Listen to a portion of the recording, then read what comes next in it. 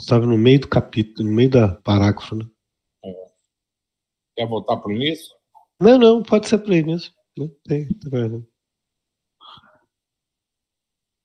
Em sua evolução, o justo de punir penetrará sempre mais a substância das motivações, a ascensão moral e psíquica do legislador. O autorizará a fazer uma sindicância moral sempre mais profunda, porque só um juiz mais sensível e perfeito poderá usar, sem tornar tirania de pensamento, aproximar-se da justiça substancial que vem da mão de Deus. Esta é a meta das formas humanas. Quanto mais evolução elevar o legislador, tanto mais o submeterá a um ato de bondade e de compreensão para com o culpado. É difícil, né? A função social da defesa se enriquecerá mais de funções preventivas e educativas, porque o dever dos dirigentes é ajudar o homem evoluído a subir. Assim, as duas ferocidades da culpa e do castigo abrandam-se, aproximam-se aos extremos, harmoniza-se seu choque. Melhor que investir contra uma alma que só sabe ser má, porque é evoluída, é ajudá-la a evoluir, demolindo-se os focos de infecções morais onde nascem essas flores maléficas. Absurdo enfurecer-se contra os efeitos se as causas forem deixadas intactas. É interessante isso, né? É justamente isso que a Dina estava falando da questão da justiça, né? E essa questão de você fazer o processo até mesmo carcerário, né, ser um processo de não de castigo, mas de reeducação, né? Mas isso é tão complicado porque antes da justiça é aquilo que o próprio Balto, sua voz falou antes, né? A gente fica pensando primeiro na vingança para pensar na justiça, né? Isso a gente não. Quando a gente vê tanta gente criminosa no mundo e a gente não conhece a história, o que levou a ele ter aquelas atitudes, né? É muito, muito complicado. Diga, Jair.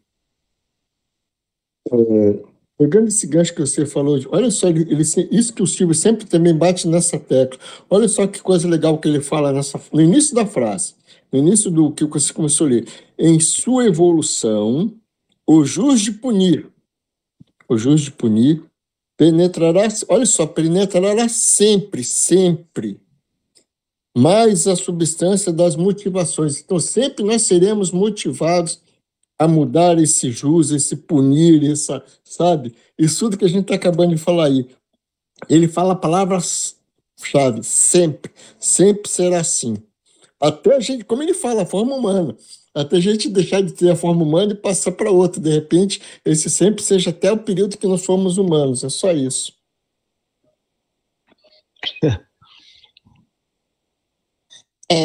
Quando fala entre o equilíbrio ou deixar dos extremos entre culpa e castigo, né?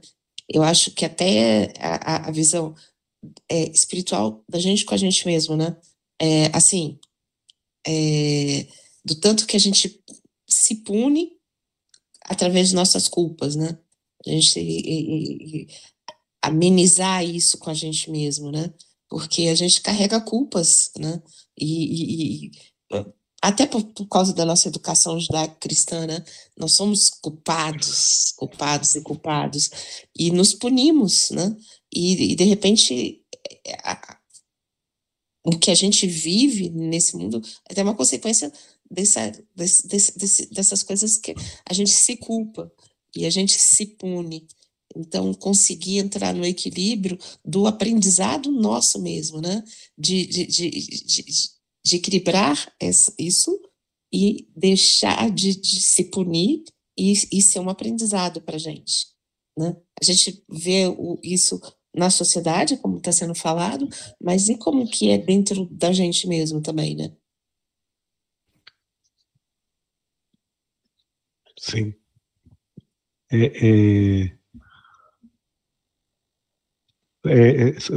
São falas dele que a gente precisa de muita introspecção, né? Absurdo enfurecer-se contra os efeitos se as causas forem deixadas intactas. Ou seja, essa frase aí me lembra a questão de que eu lembro na década de 80, quando eu morava em Belo Horizonte, tinha muita criança fazendo arrastão no centro de BH, né? E era o período que eu vivia lá, né? Mas aí tinha gente que ficava enfurecida contra a situação dessas crianças, desses jovens, né? Mas queria resolver o problema ali, do efeito. A causa que levava eles a ter aquele tipo de comportamento era deixada intacta, né? E é isso que a gente tem que trabalhar o que leva a pessoa a ter determinados tipos de comportamento. Vamos corrigir isso, só que isso precisa de dedicação, precisa de paciência, é muito complicado. Precisa de uma vontade que, infelizmente, ainda não está plenamente desenvolvida naqueles que podem se movimentar realmente contra isso. Essa coisa de resolver o efeito é o que gera, muitas vezes, essa violência de resposta, né? Essa população, né, que acha que vive repetindo com maior orgulho uma frase que eu acho uma das mais idiotas do mundo, né? Que é bandido bom é bandido morto. Isso já virou até campanha política. E ninguém se preocupa, né, com a base da coisa, a base da educação, é a base da saúde, a base da dignidade da vida. Porque dentro do nosso egoísmo, né, as pessoas querem ficar mais poderosas, mais ricas, querem perpetuar o seu status de orgulho e vaidade, não está interessado em abrir mão do que tem para que os outros possam ter também. Isso, infelizmente, é uma realidade mundial, não é uma questão nossa aqui do Brasil, ou como eles falam com tanto desdém, do terceiro mundo.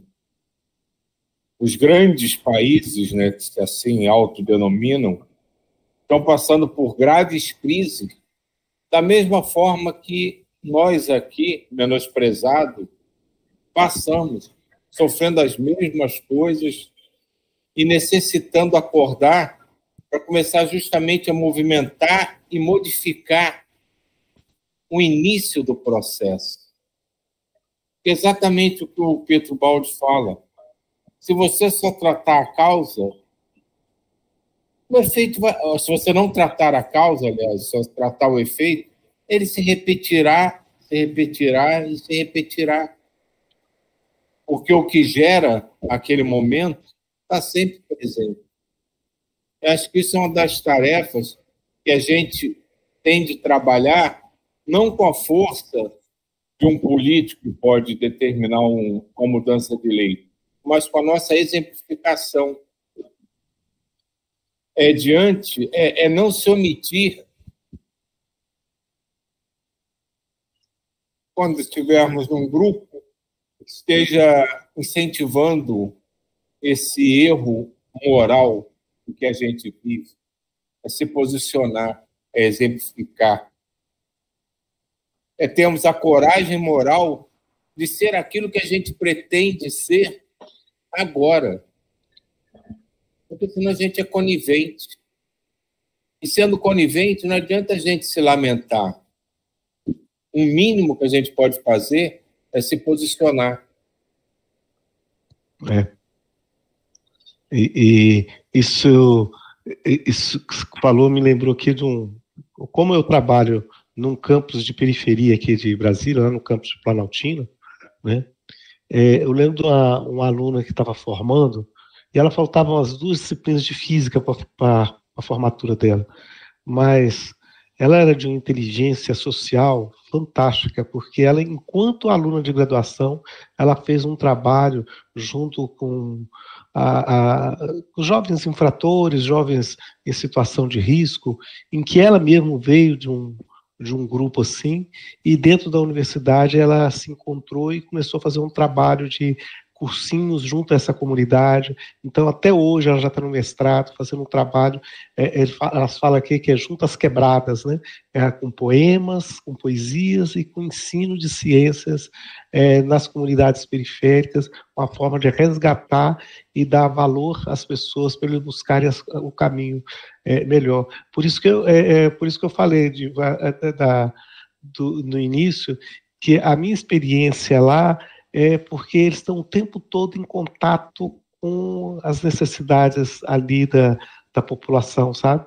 E então eu vejo o mundo ainda com muita esperança quando eu vejo esses meus alunos, sabe? E muito interessante. Eu acho que existe isso, sim, e acho lindo. Eu sempre vejo a imagem minha, que você fala, da elipse, né? Elipse? Que a gente está vivendo, né? A gente subiu, aí tem aquela que a gente desce, mas tem a turma que, como todo vai, mas já tem uma turma que já está subindo de novo, né? Tem a turma que ainda está passando lá, resvalando naquela pontinha ali, que a gente acha que vai, né? Voltar o que era, mas não é. E tem uma turma que já está subindo de novo nessa coisa, nesse movimento elíptico. Aquela espiral, né? Subindo, na espiral, né?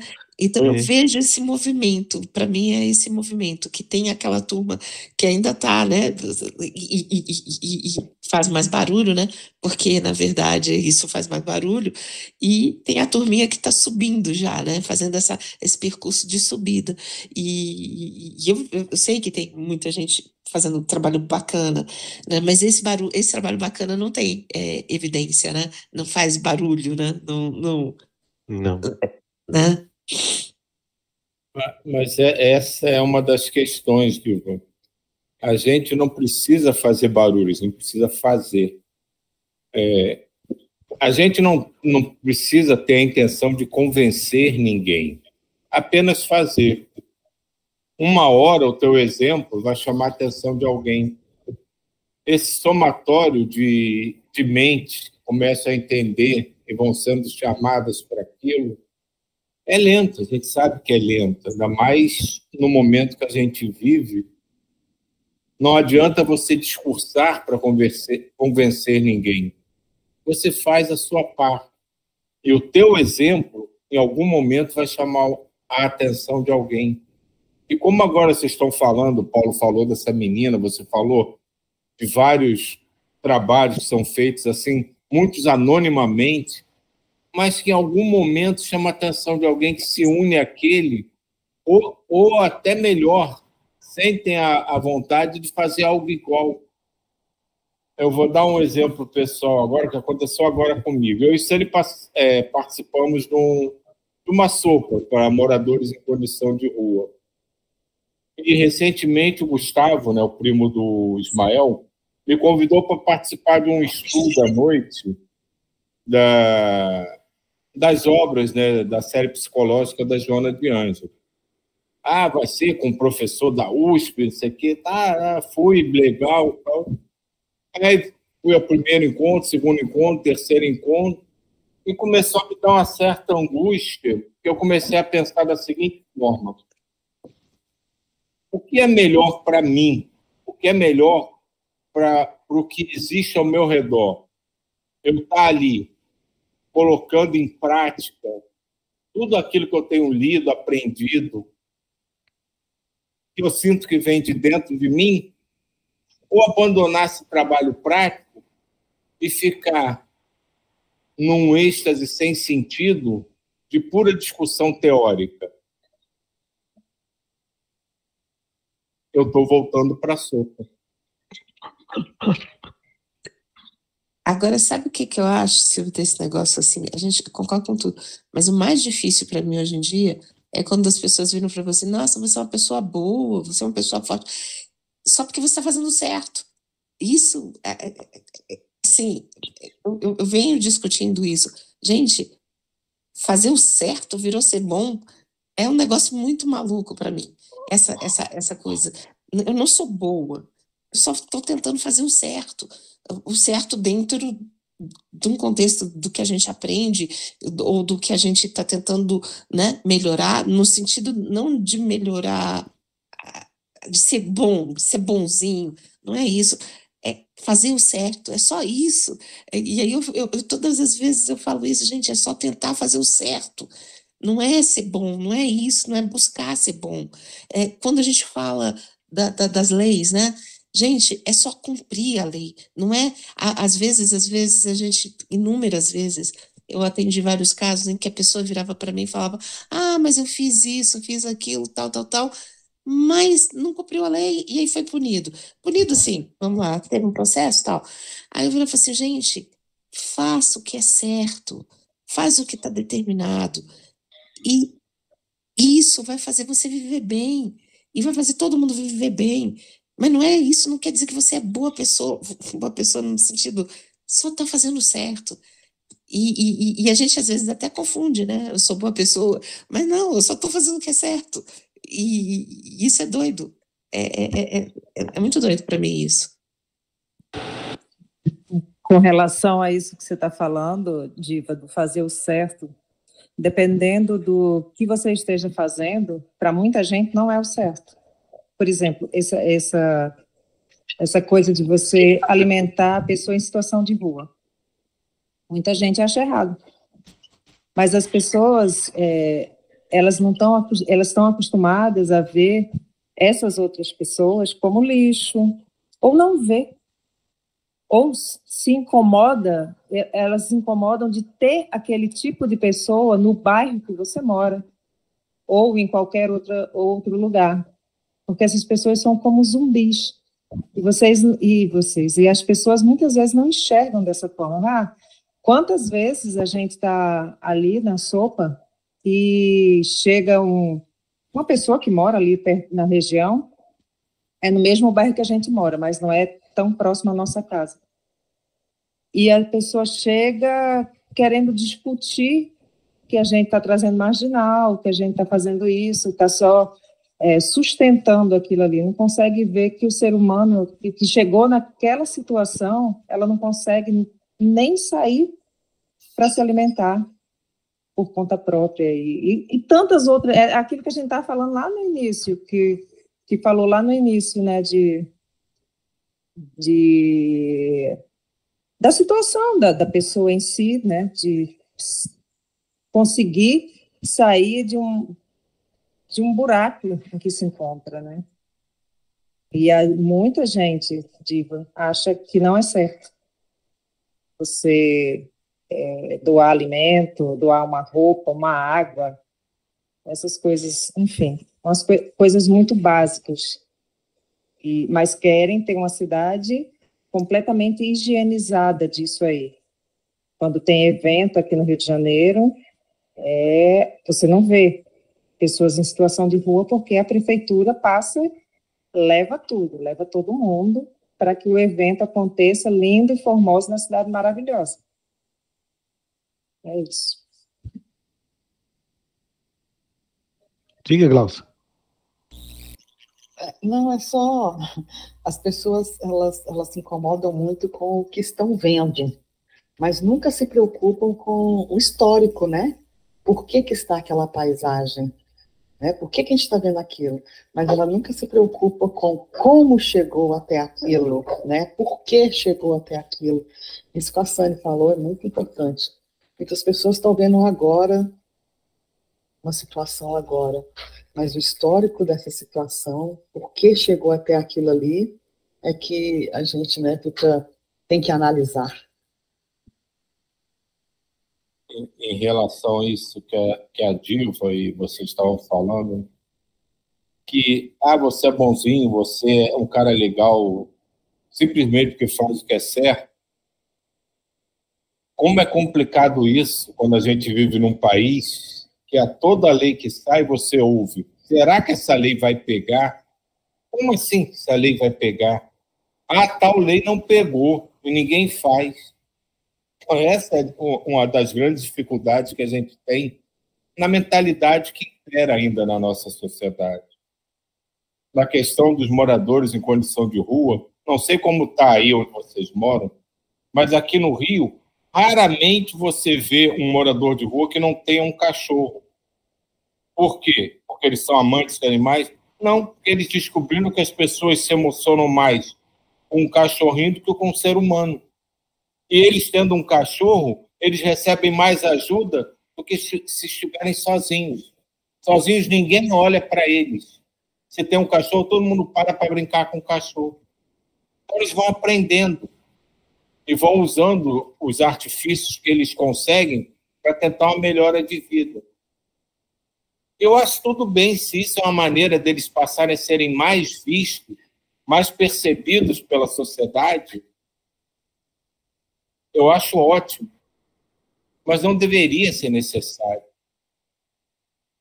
Eles deveriam ser vistos pelo coração deles, pela necessidade material e moral que eles têm.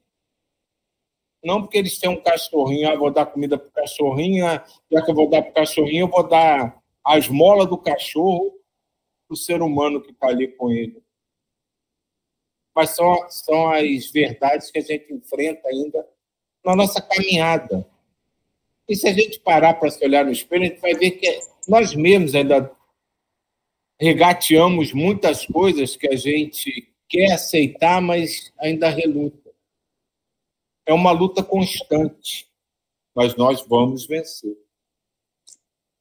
Nossa, Silvia, eu nunca tinha imaginado isso pelo lado do cachorro. É verdade, todos os cachorros, todo mundo mexe, todo mundo fica.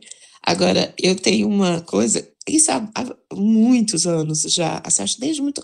Eu olhava para essas pessoas e pensava assim, gente, eles foram crianças, eles foram bebês, que é mais ou menos isso entre aspas, né, gente, comparando assim, do cachorro no sentido daquela coisa a criança, né? Ela mexe com a gente, né? Um bebezinho e tudo. E aí, quando eu vejo algumas figuras, mesmo hoje em dia, eu estou buscando, mesmo aquelas figuras notórias que estão chamando tanta atenção no mundo, eu penso assim, eles foram crianças, eles foram bebês. Aí você tentar viver nesse aspecto de que daquela criança frágil, inocente, que um dia todos nós fomos um dia, né? E iguais nesse sentido, e ver com amor, né? Não é bem com amor, né? Amor eu não sei, mas assim com mais delicadeza para cada pessoa, né? E é interessante isso que você falou, Diva.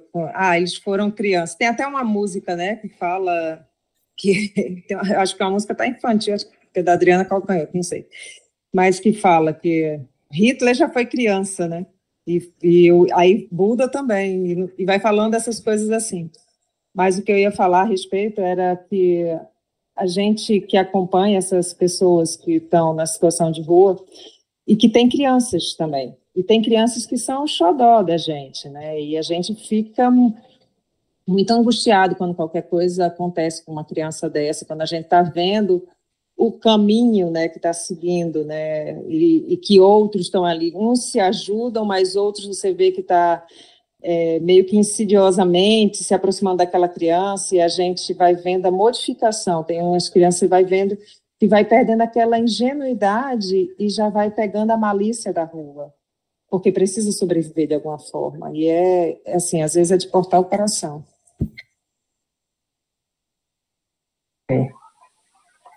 Fala, Mazé. Oi, eu tenho 3 exemplos bem claros. Um é do lado da criança. A irmã, quando começou esse trabalho, até hoje ainda existe, aquela coisa de quem mora perto, de rejeitar, de dizer que ela está levando as pessoas viciadas, pessoas que fazem alguns roubinhos, algumas coisas, para perto, né? Está trazendo tudo para aquele bairro, não sei o quê, rejeitam. Outra é da sopa de vocês. Muita gente reclama disso também, dizendo que estão levando esses moradores de rua, né, que estão nessa situação, e que entre eles existe um viciado, uma outra coisa, também não querem que vocês fiquem ali. Eu já ouvi isso. E a terceira, que eu até comentei com o Sani, foi na época da pandemia. Eu não posso nem falar que isso não me dói. Uma lanchonete lá, botou um vaso bem no meio da calçada para ele não ter nenhum amparo de uma sombra, entende, à noite, para não ficar na chuva. Isso até hoje, quando eu lembro, me dói na alma. Só isso.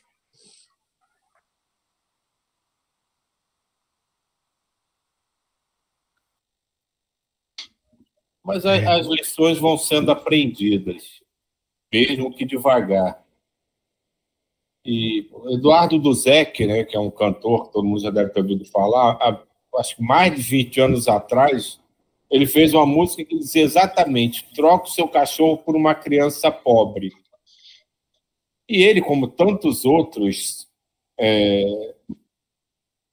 pessoas que surgiram, né, foram considerados alienados, malucos, drogados, etc., para mim foram grandes profetas que falaram grandes verdades que as pessoas, se negando a ouvir e a entender, diziam que eram sandices de drogados e alienados. Mas a letra dessa música é fantástica. Se você ouvir Raul Seixas e muitas canções, elas são extremamente proféticas.